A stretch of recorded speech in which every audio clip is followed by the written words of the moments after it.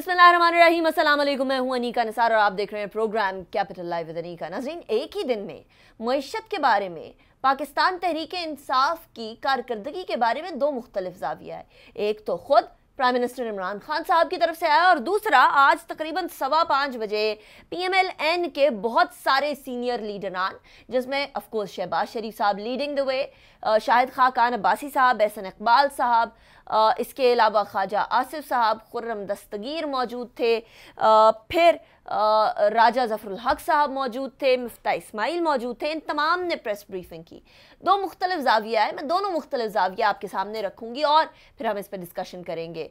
पहले तो आज सुबह 10 बजे prime minister Imran Khan tweet करते हैं, कहते हैं, मैं मनोअन तमाम ट्वीट आपके सामने पढ़ के सुनाऊंगी कि पाकिस्तान की मईशत माशाल्लाह दुरुस्त राह पर गामजन है। जुलाई 2019 में $613 मिलियन और जून 2020 में $100 मिलियन के खसारे के बाद सूरत हाल संभल गई है। चुनाचा जुलाई 2020 में करंट अकाउंट में $424 मिलियन इजाफी यानी सरप्लस जमा हो चुके हैं। सूरत हाल में ये ठोस बेहतरी बरामदात जो जून 2020 की निस्बत 20% ज़्यादा रहें कि मुसलसल बहाली और रिकॉर्ड तरसीलाते ज़र का नतीजा है। अब ये तो इमरान खान साहब ने सुबह 10:01 पर ट्वीट किया। फिर आज 10:15 बजे एक जो PMLN के लीडरान की प्रेस ब्रीफिंग हुई, उसके अंदर वो मईशत का एक मुख्तलिफ पहलू, एक मुख्तलिफ ज़ाविया या एक मुख्तलिफ फसाद पेश करते हैं। क्या कहते हैं, मैं मिफ्ता इस्माइल साहब की कुछ चीदा बातें आपके सामने रखूंगी। पहले ज़रा उनकी मईशत के बारे में बात सुन लीजिए। PTI कहती थी कि मुस्लिम लीग नून की हुकूमत ने बहुत ज़्यादा डेफिसिट क्रिएट करा है। इन्होंने 2 साल के अंदर सिर्फ 2 साल में 12,000 अरब रुपए का कर्ज बढ़ाया है। और क्या डेवलपमेंट काम किया है? कुछ भी नहीं। 800 अरब रुपए जहाँ डेवलपमेंट बजट हम रखते थे और खर्च करते थे, वो अब 400-500 अरब रुपए में आ गया है, जिससे कि इनकम भी कम हो गई, रोज़गार का मौके भी कम हो गए। तो जब हम ये कहते हैं कि 12,000 का कर्ज हुआ है, तो 12,000 का एक्चुअली इन्होंने कर्ज बढ़ाया है और इसके ये रिस्पॉन्सिबल हैं।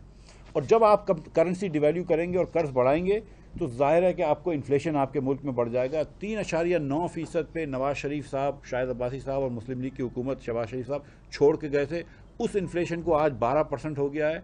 तो मिफ्ता इस्माइल साहब ने तो बेसिकली मईशत की बात की, बट इसके साथ साथ एक कंपाइलेशन जो शहबाज शरीफ साहब ने कहा, जो ख्वाजा आसिफ साहब ने कहा, जो शाहिद खाकान अब्बासी साहब ने कहा और बाकी दीगर जो लीडरान थे उन्होंने फरमाया, वो मैं आपके सामने एक कंपाइलेशन की फॉर्म में, शॉर्ट फॉर्म में रखती हूँ, वो भी सुनिएगा। और आज तक एक धेले की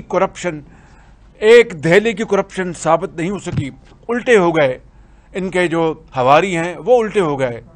लेकिन चाहे वो आपके LNG के प्रोजेक्ट्स हैं, चाहे वो पाइपलाइन आई कराची से अप कंट्री 1000 किलोमीटर, चाहे वो CPEC के मंसूबे हैं, चाहे वो दूसरे मंसूबे हैं, मुझे बता दीजिए कि किसी एक मंसूबे में इस नवाज शरीफ के तीसरे दौर में, चाहे वो वफाक के मंसूबे हैं या चाहे वो पंजाब के मंसूबे हैं, एक धेले की, एक दमड़ी की करप्शन लेके आए।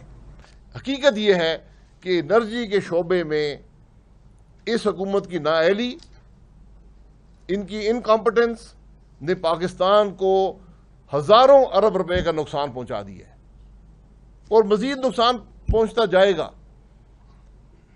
और ये सिर्फ नाअहली नहीं है, इसके पीछे करप्शन है। यहाँ पे इकोनॉमिक फ्रंट के ऊपर, सिक्योरिटी फ्रंट के ऊपर, फॉरेन पॉलिसी फ्रंट के ऊपर आप नाकामियों का अंबार है ये हुकूमत 2 साल के अंदर।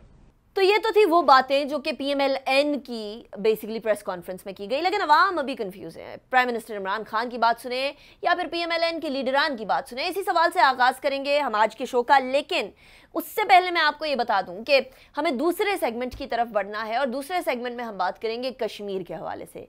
मसला है कश्मीर 5 अगस्त 2019 के बाद से बहुत ज़्यादा अनसर्टेनिटी का शिकार हो गया, इसलिए क्योंकि मामला अब स्टैटिक रहने की बजाय फ्लूइड हो चुका है। ये मामला अब एक नुक्ते के ऊपर रुकता हुआ नजर नहीं आ रहा, स्टेबिलिटी नहीं है इस मैटर के अंदर। इसलिए कश्मीर के ऊपर पॉलिसी भी हमारी बड़े तवातुर से हमें एक्टिवली इसको ऑब्जर्व करता रहना पड़ेगा। आज शाह महमूद कुरैशी साहब ने कश्मीर के हवाले से कुछ प्रेस ब्रीफिंग के अंदर जो बातें फरमाई वो भी मुलाहिजा कर लीजिए।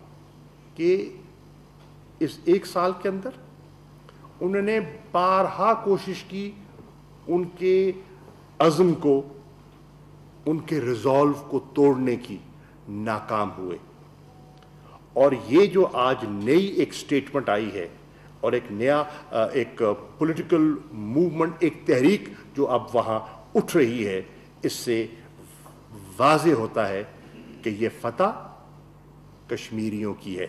तो ये तो थी शाह महमूद कुरैशी साहब की प्रेस कॉन्फ्रेंस। अब इस प्रेस कॉन्फ्रेंस के हवाले से हम बाद में गुफ्तगू करेंगे। पहले हम जाएंगे पाकिस्तानी सियासत में, और बिलखुसूस आज की जो प्रेस ब्रीफिंग PMLN के लीडरान की और ट्वीट जो इमरान खान साहब का था, उससे ज़रा कन्फ्यूजन कुछ डेवलप हो गई है कि पाकिस्तानी अवाम किसकी सुने। लेकिन इससे पहले कि हम बाकायदा डिस्कशन की तरफ जाएं, मैं मेहमानों का तारुफ करवाऊंगी। मेरे साथ मौजूद हैं जनरल अमजद शुएब साहब, सीनियर एनालिस्ट हैं, किसी तारुफ के मोहताज नहीं है। बहुत शुक्रिया जनरल साहब, आपने हमें ज्वाइन किया।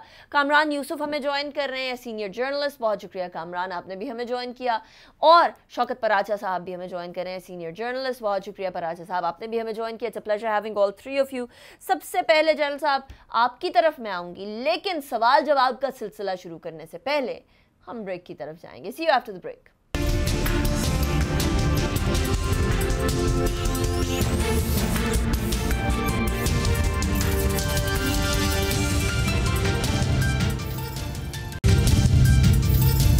Welcome back after break. Break पे जाने से पहले मैंने आपको बताया हम 2 सेगमेंट्स में डिस्कशन करेंगे। पहले सियासत की तरफ चलते हैं। जनरल अमजद शुएब साहब, ये बताइए कि पाकिस्तानी अवाम इस टाइम पे बड़े कंफ्यूज हैं। सुबह 10 बजे प्राइम मिनिस्टर बताते हैं कि मईशत बड़ा संभाला, उसको मिल गया है और सही रास्ते के ऊपर चल पड़ी है। 5 सवा 5 बजे के करीब PMLN की लीडरशिप बताती है कि सब तबाह बर्बाद हो गया है, मईशत का पहिया जाम हो गया है और पाकिस्तान जो है वो डूब रहा है।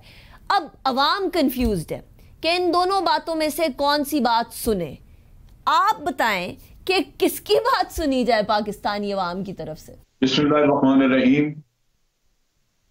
देखिए, ऑपोजिशन का काम तो ऑपोजिशन करना है, लेकिन बहुत दफा हमने ये देखा है कि ऑपोजिशन तनकीद करती है लेकिन उसका जवाब खास मौजूद नहीं होता।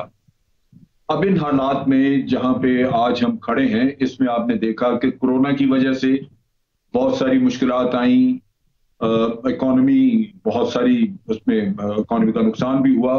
उससे पहले भी अब $95 बिलियन के कर्जे तो ये खुद छोड़ के गए थे, और जब एक मुल्क का हाल ये हो कि कर्जे उतारने के लिए भी उसको कर्जा ही लेना पड़े तो इकोनॉमी ठीक कैसे होगी।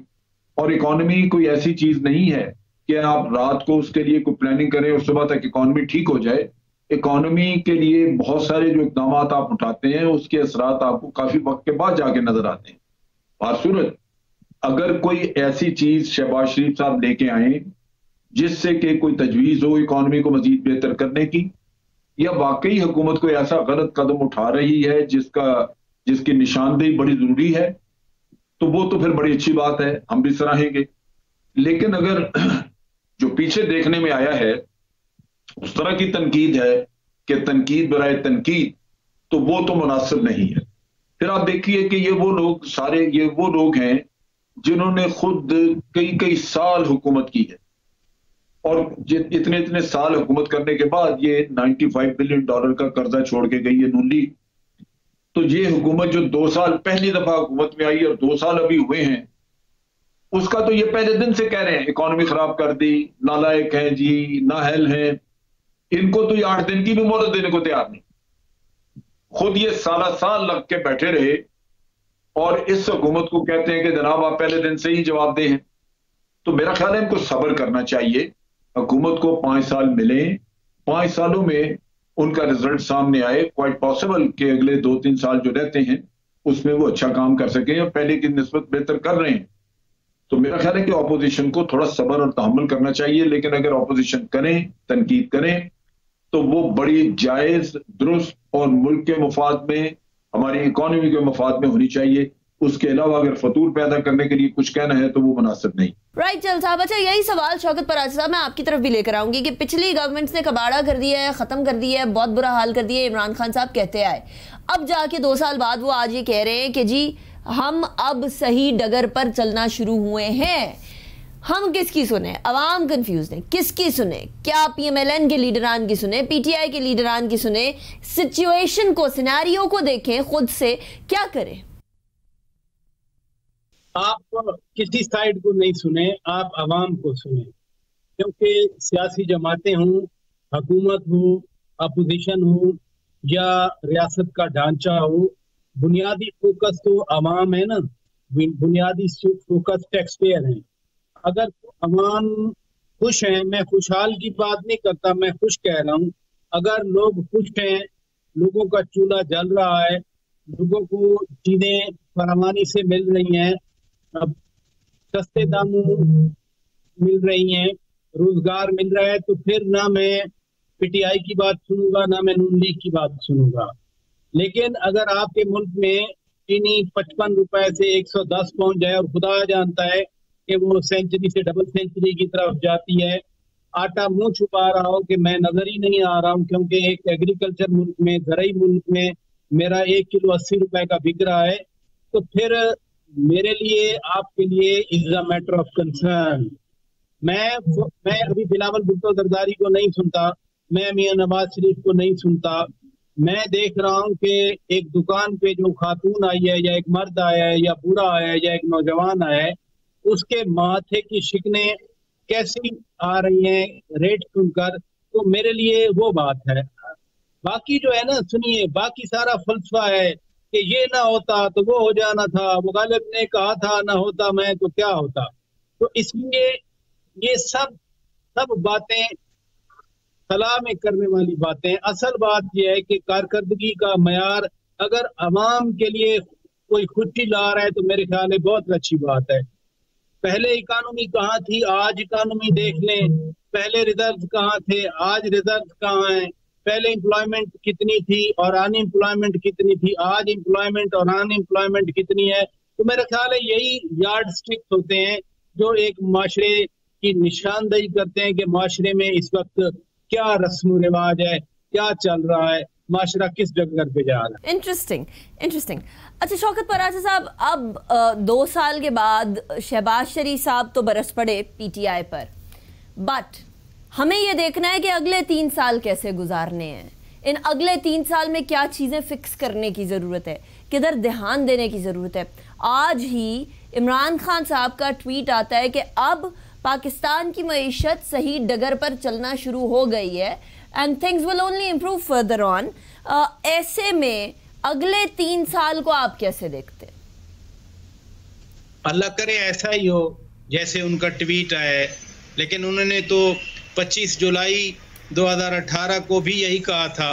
उन्होंने फिर जब पहली तकरीर की तो 100 दिन के बारे में भी यही कहा था, फिर उन्होंने 6 महीने के बारे में भी यही कहा था, फिर उन्होंने कहा था हमें साल दे दें, उन्होंने यही कहा था। आज जो बात कर रहे हैं, मैं फिर दुआ करता हूँ खुदा करे ऐसा ही हो, लेकिन जो आसार हैं वो आसार उस डायरेक्शन में नहीं मिलते। एक ही बात ये बात हुकूमत करती है कि जी हमने करंट अकाउंट डेफिसिट कम किया है। आपने इकोनॉमिक एक्टिविटी रहने ही नहीं दी मुल्क में, तो करंट अकाउंट डेफिसिट का फर्क क्या पड़ेगा? इंपोर्ट्स आपकी ख़त्म हो गई, एक्सपोर्ट्स जो हैं वो क्या खूबसूरत बात करते हैं, यानी ट्विस्ट देने वाली बात है कि जी हमारी सिर्फ 20% कम होंगी, लोगों की तो 80% कम हुई हैं। भाई छोड़ें, वो बड़े मुल्क हैं, हमारी तो जो मेजर इनकम है एक्सपोर्ट से वो तो एक पीपल्स पार्टी के दौर में 25 अरब डॉलर तक गई थी, बाकी तो आपके दौर में तो 19-20 अरब डॉलर से ऊपर नहीं गई। 22 अरब डॉलर का कहते रहे, अब पता नहीं फाइनल फिगर क्या है, मुझे इस वक्त इल्म नहीं है। तो जब ये करंट अकाउंट डेफिसिट की बात करते हैं, दूसरी बात ये करते हैं कि हमने जी इतने करोड़ रुपए बचा लिए, वज़ीर आज़म ने खर्चा बचा लिया। और खुदा के लिए आप ये हमें बताएं कि आपने मुल्क की इनकम कितनी बढ़ाई, आपने जीडीपी कितना बढ़ाया, आपने ग्रोथ कितनी बढ़ाई, आपके दौर में एक्सपोर्ट्स कितनी बढ़ी, आपने आम लोगों का पर कैपिटा इनकम जिसे कहा जाता है, आम लोगों की आमदनी बढ़ाने के मौके क्या पैदा किए, आपने रोजगार कितने मौके पैदा किए। ये जो कहना ना, ये छोटे ज़हन की छोटी बातें हैं कि हमने जी किचन से 1 करोड़ कम कर दी है, हमने फॉरेन टूर से 2 करोड़ कम कर दिया है, इससे मुल्क चला करते हैं। अगर आप 1 अरब रुपए अगर बजट है और उसमें से आपने 2 करोड़ बचा लिए, बड़ा अच्छा काम किया आपने, ये काबिले दाद है। लेकिन क्या ये मुल्क चलाने के लिए ये बातें होती हैं? मुल्क तो आप चलाएं, आप कहें कि हम इतनी इन्वेस्टमेंट लेके आ गए हैं, हमारी पॉलिसीज की वजह से, हमारी पॉलिसीज में इस्तेहकाम की वजह से, हमारी पॉलिसीज की अच्छी आउटलुक की वजह से दुनिया अट्रैक्ट हुई है और दुनिया इन्वेस्ट कर रही है। इन्वेस्टमेंट आएगी, रोजगार आएगा, इन्वेस्टमेंट आएगी, आपका फॉरेक्स स्टेबल होगा, इन्वेस्टमेंट आएगी, आपकी इकोनॉमिक एक्टिविटी आगे चलेगी, आपकी एक्सपोर्ट्स बढ़ेंगी। ये क्या मजाक है कि जी वो उसके दौर में वो दौरे पे गए थे 7 करोड़ लगाया था, ये दौरे पे गए तो 2 करोड़ लगाए। शौकत साहब आप ही बता देना सोल्यूशन क्या करें अगले 3 साल में डिफरेंट, क्या जो 2 साल में किया अगर आप उससे सेटिस्फाइड नहीं है तो आप अगले 3 साल में क्या किस किस जगह पर तब्दीली देखना चाहते हैं, ट्रू सेंस की तब्दीली?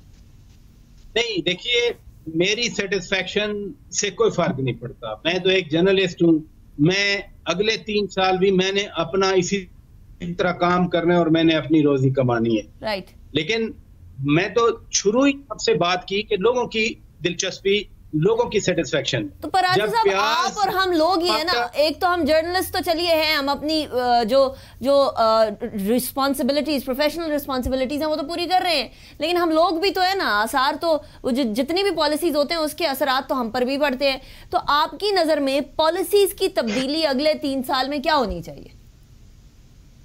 मुझे तो कोई पॉलिसी की तब्दीली नजर नहीं आती। ये गैर यकीनी है इस मुल्क में, और ये गैर यकीनी जो है वो क्रिपल कर रही है, ना सिर्फ पाकिस्तान के अंदर जो लोग रहते हैं, जो कंसर्न्ड हैं, उनको क्रिपल कर रही है, बल्कि पाकिस्तान के बाहर भी जो लोग पाकिस्तान की तरफ देखते हैं बैठ के, वो भी इस गैर यकीनी को अजीब सी सूरत हाल के तनाजुर में देखते हैं। मसलन हम कि जी हम शिफ्ट हो रही है, हमारी पॉलिसी शिफ्ट हो रही है, जी अब हमारा मुस्तकबिल फलां मुल्क के साथ वाबस्ता हो गया है, हमारा फ्यूचर फलां के साथ वाबस्ता हो गया है।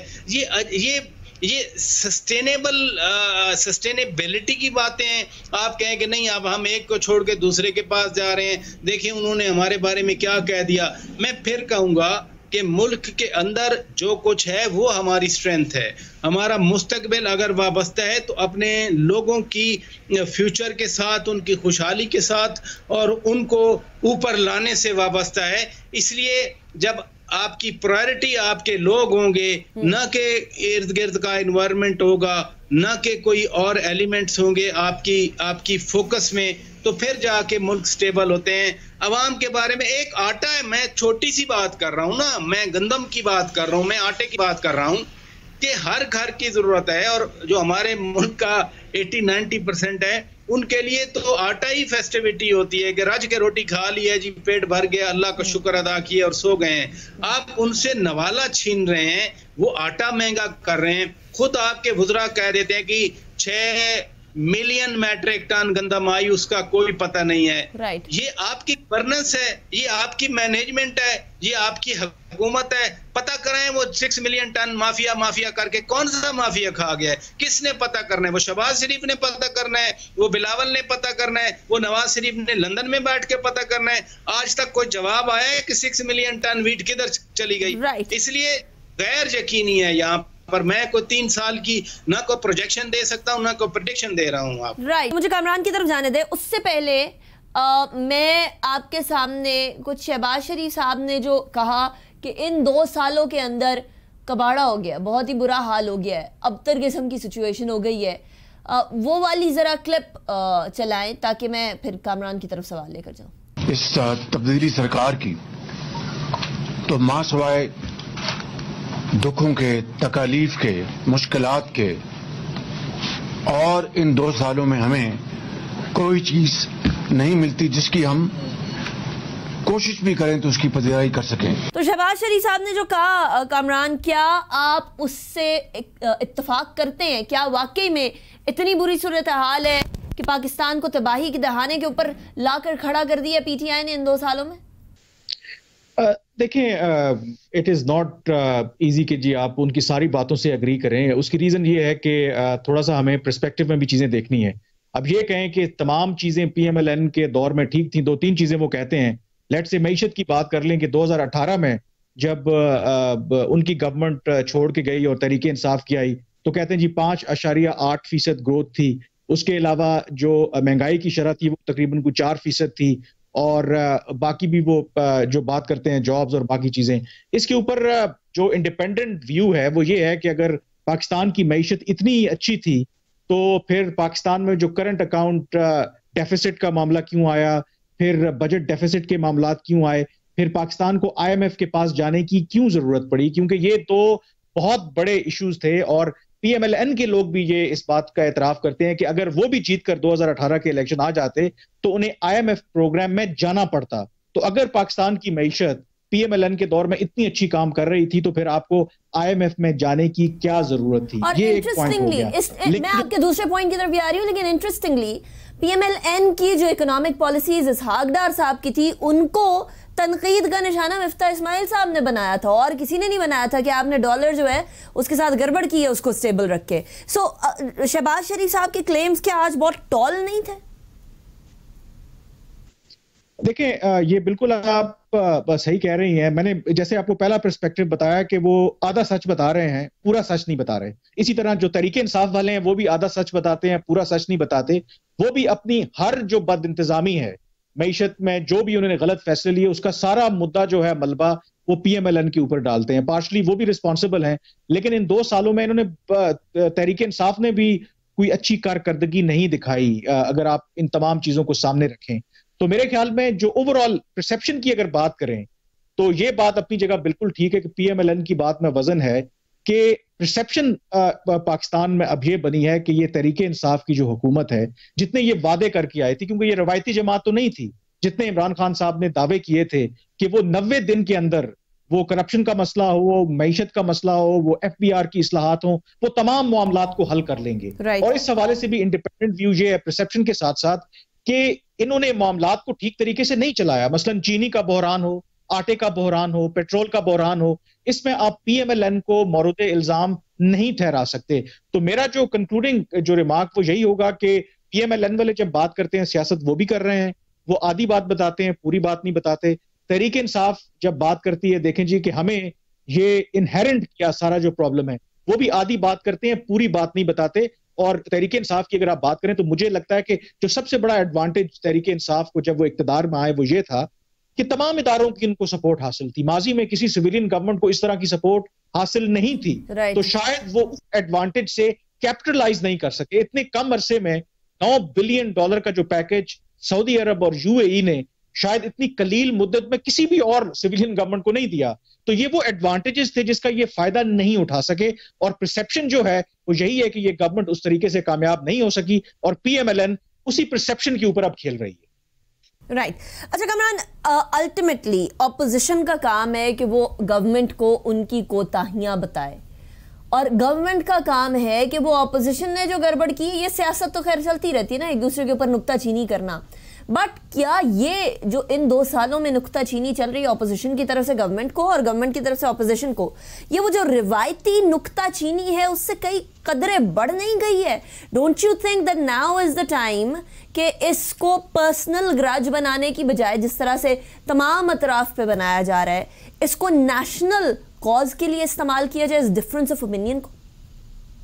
बिल्कुल, मैं आपसे एग्री करता हूं। ये बल्कि ये वो दौर याद आ गया हमें कि 90s का दौर था जब ऑल्टरनेट करती थी पीपल्स पार्टी और PMLN की हुकूमत। तो उस वक्त एग्जैक्टली यही होता था कि जो पावर में आता था तो जो अपोजिशन थी वो उनकी टांगें खींचती थी, इवन गैर जमहूरी इदारों के साथ मिलकर उनके साथ साजिशें करती थी, और बिल्कुल वर्किंग रिलेशनशिप नहीं था। शायद यही वजह थी कि 2007 में फिर पीपल्स पार्टी और PMLN ने एक चार्टर ऑफ डेमोक्रेसी किया और रियलाइज किया कि इस तरीके से जमहूरियत आगे नहीं बढ़ सकी। और फिर जब पीपल्स पार्टी का दौर आया मुशर्रफ के बाद और फिर PMLN का आया, तो उसमें दोनों पर इल्जामात भी लगते रहे कि ये फ्रेंडली ऑपोजिशन करते हैं। उसकी एक बहुत बड़ी वजह ये थी कि वो जो सियासी दर्जे हरारत है उसको उस जगह पर लेकर के नहीं जाना चाहते थे जिसकी वजह से जमहूरियत को नुकसान हो। लेकिन गुज़िश्ता 2 सालों में मुझे लगता है सियासत करना बिल्कुल सियासी जमातों का हक है, अपोजिशन का काम है तनकीद करना हुकूमतों के ऊपर।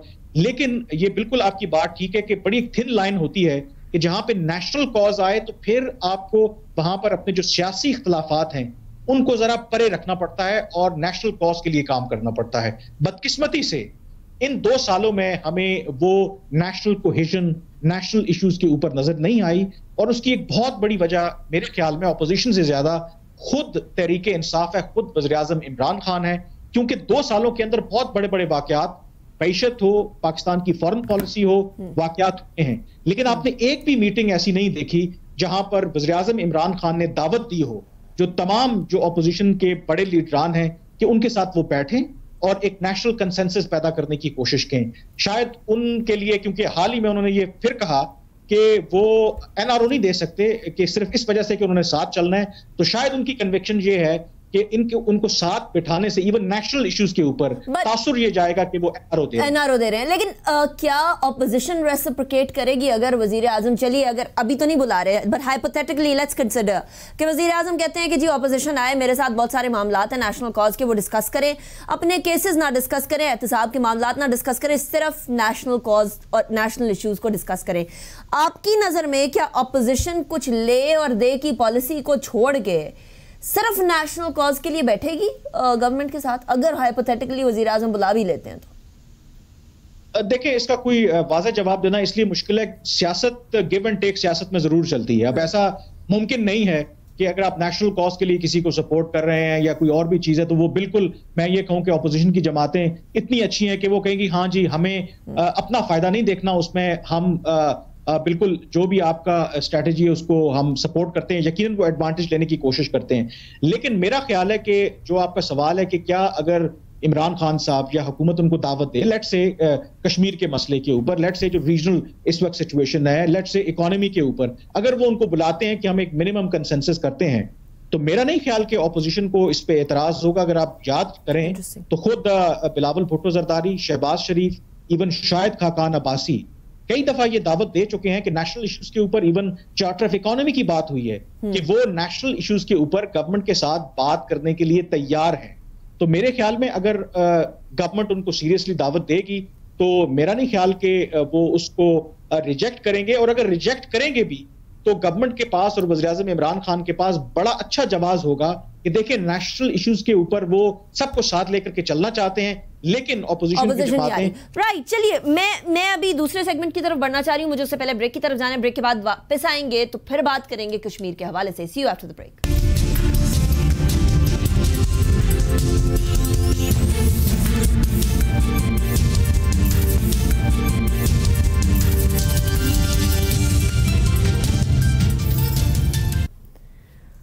Welcome back after the break. Break पे जाने से पहले हम बात कर रहे थे पाकिस्तान की सियासत के हवाले से, और अब हम बात करेंगे कश्मीर इशू पे। आज शाह महमूद कुरैशी साहब ने एक और प्रेस ब्रीफिंग की, भारत में जो मजालिम हो रहे हैं उसकी मजम्मत भी की और कश्मीरियों का साथ देने का एक बार फिर अज़्म भी किया। कश्मीर पाकिस्तान की शाहरग है, इसमें कोई शक की बात नहीं। कायदे आज़म ने कहा पाकिस्तानी, हर पाकिस्तानी ये मानता है। लेकिन कामरान, आपकी रसाई है फॉरेन ऑफिस तक, बड़े अरसे आपने फॉरेन ऑफिस कवर भी किया है, क्या हमारा फॉरेन ऑफिस जितनी एक्टिवली बातें कर रहा है उतनी ही एक्टिवली डिप्लोमेसी भी कर रहा है कश्मीर के लिए या नहीं? देखिए, इसको देखने के दो तरीके हैं। एक है कि आप हर रोज बयान दागें, ट्विटर पे बहुत ज्यादा आप एक्टिव हों, उस हद तक तो आपको बिल्कुल नजर आता है। खुद वज़ीर-ए-आज़म इमरान खान आए रोज कश्मीर के ऊपर बात करते हैं, वज़ीर ख़ारजा शाह महमूद कुरैशी भी बात करते हैं, दफ्तर ख़ारजा के तर्जुमान भी आपको नजर आते हैं इसके ऊपर बात करते हुए। लेकिन आप अगर कहें कि जो हमारी डिप्लोमेसी, क्योंकि कश्मीर का जो मसला है, आपने बिल्कुल ठीक कहा कि 1947 से ये मसला है, लेकिन 5 अगस्त 2019 को ये जो हुआ, अब ये दफ्तर ख़ारजा की आपने जिक्र की कि मैं अभी भी दफ्तर ख़ारजा कवर करता हूं, जो बैकग्राउंड में मेरी डिस्कशन, जो लोग कश्मीर के मामले को देखते हैं वो इस बात को एक्नॉलेज करते हैं कि कश्मीर का मसला अब स्टैटिक नहीं रहा, आए रोज सिचुएशन बदल रही है। जो कुछ मोदी सरकार ने वहां पर 2019 अगस्त में किया था, और उसके बाद क्या हम रिवायती तौर पर उसका जवाब दें? मुझे लगता है कि शायद हमारा जो अभी भी रद्द अमल है, एक तो वो रिएक्टिव है और एक वो आप कह लें कि रिवायती है, क्योंकि भारत ने जो किया है वो 70 सालों में किसी और सरकार ने नहीं किया था। उन्होंने बिल्कुल उसका स्टेटस को यूनिलैटरली चेंज कर दिया है, गैर कानूनी तौर पर अपने आप में जम कर लिया है। तो उसका जवाब हमें सिर्फ इस तरीके से नहीं देना कि कभी खामोश रह करके, कभी एक पॉलिटिकल मैप इशू कर करके, एक एक्टिव और प्रोएक्टिव डिप्लोमेसी और एक आउट ऑफ बॉक्स आपको स्टेप्स लेना पड़ेंगे, और वो आउट ऑफ बॉक्स जो स्टेप्स हैं वो मुझे लगता है कि मिसिंग नजर आते हैं सारी पाकिस्तान की स्ट्रेटजी में। अच्छा, to be quick, out of box steps आपकी नजर में क्या हो सकते हैं कश्मीर के मामलात के अंदर? डिप्लोमेसी तेज कर रहे हैं, ट्विटर पे लगे हुए बात करने, फिर यूएन से बात करने लगे हुए, इससे ज्यादा क्या हो सकता है? Out of the box solution क्या हो सकता है इसका? देखिए, फॉरेन ऑफिस के अंदर और बहुत से जो रिटायर्ड लोग हैं, ये बहुत से प्रपोजल्स अंडर कंसिडरेशन रहे हैं और हैं भी। बहुत से लोगों का दफ्तर खारजा के अंदर ये ख्याल है कि ये जो चीन और भारत के दरमियान हालिया कशीदगी आपको लद्दाख पे नजर आती है, वो ये कहते हैं कि चीन, ये वो स्टेप है जो चीन ने लिया। चीन ने रियलाइज किया है कि कश्मीर का जो मसला है वो शायद फाइनल सेटलमेंट की तरफ जा रहा है और अब जो है ना, हर जो पार्टी है उसको अपनी पोजीशन लेनी है। जो चीन ने लद्दाख में पेशकदमी की है, दफ्तर खारजा के अंदर मेरे कुछ हुकाम से बात हुई, उनका ख्याल है कि चीन ने अपना एक स्टेप लिया है। उसको पता है कि कल अगर इसके ऊपर नए स्टेटस को के ऊपर बात होती है ताकि वो अपनी एक पोजीशन ले लें। उसके मुकाबले में पाकिस्तान ने वो पोजीशन ले ली। मसलन आउट ऑफ बॉक्स सोल्यूशन की कुछ लोग ये बात करते हैं, मसलन गिलगित बल्तिस्तान की बात हो रही है, वो कहते हैं जी गिलगित बल्तिस्तान को तो आप कोई आईनी तरमीम करके अपने साथ मिला लें। कुछ एक प्रपोजल ये भी अंडर कंसिडरेशन है कि जो आजाद जम्मू कश्मीर जो हमारा इलाका है, इसके अंदर आप यूएन सिक्योरिटी काउंसिल को कहें, उनको बुलवाएं कि जो प्लेबिसिट है यहाँ पर तो प्लेबिसिट करवाएं, प्लेबिसिट करवा के यहाँ पे लोगों की राय मालूम करें ताकि, और ये कंडीशनल रखते हैं कि जब मकबूजा कश्मीर में ऐसी सूरत हाल होगी तो वहां पर भी फिर ये, मतलब इस तरह के बहुत से ऑप्शंस जो हैं इसके ऊपर फॉरेन ऑफिस के अंदर भी और अदरवाइज भी बात हो रही है। अब क्वेश्चन ये है कि क्या हम प्रैक्टिकली, हमारी गवर्नमेंट के अंदर इतना दमखम है कि वो स्टेप्स ले, क्योंकि उसकी नेगेटिव साइड्स भी हैं। कुछ लोग कहते हैं कि अगर आप इस तरह का स्टेटस चेंज करेंगे तो कश्मीर के ऊपर आपकी जो पोजीशन है वो डाइल्यूट हो जाएगी। लेकिन क्वेश्चन शायद ये है कि हमें ड्राइंग बोर्ड पे दोबारा जाकर के इस तरह के इश्यूज पर सोचना पड़ेगा, क्योंकि अगर भारत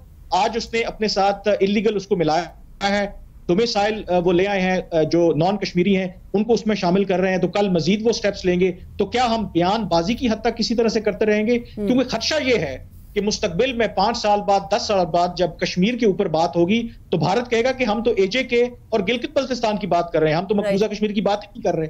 राइट। अच्छा, ये कामरान, आपने जो बात की, ये खदशा सिर्फ आपका या आपके एनालिसिस में नहीं पाया गया, बल्कि जनरली अवाम में भी ये बात पाई जा रही है कि हम क्या सिर्फ ज़बानी कलामी बात करेंगे या कोई ठोस इक़दाम करेंगे। जान साहब, आपकी तरफ ही आऊँगी। बहुत सारे अतराफ से हमें अब ये बातें सुनाई देने लगी हैं कि देखिए, ज़बानी कलामी तो हम लोग रोज़ बात कर सकते हैं, सुबह से लेकर शाम तक कर सकते हैं, 24 घंटे कर सकते हैं।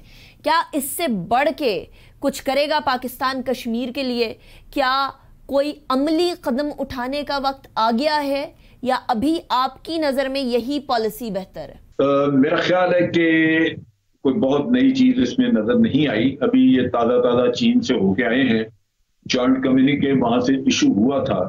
मैंने जॉइंट कम्युनिके को पढ़ा, कश्मीर पे जो बातचीत थी उसमें 2-3 पॉइंट थे।